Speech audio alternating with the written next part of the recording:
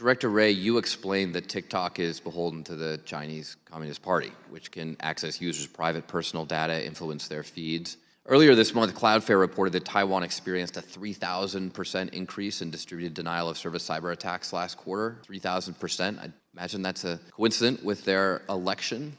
So the Chinese Communist Party has shown a willingness to influence elections. I'm heartened by the experience and competence of the federal government in protecting the integrity of our election system. But just to understand, if the CCP were to want to change TikTok feeds to bias one candidate or another in the upcoming presidential election, would they be able to do so? My understanding is that under Chinese law, that would be something that they would be permitted to do. And we already know they influence Chinese children to study science and math.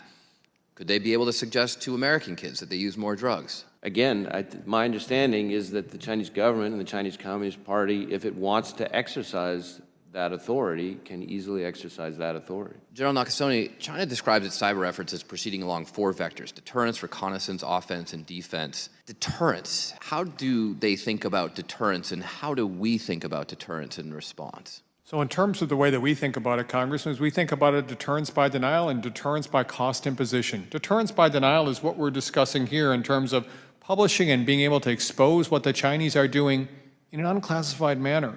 This is the difference. This is the challenge China now faces. We have uncovered what they're doing, and we will continue to do that.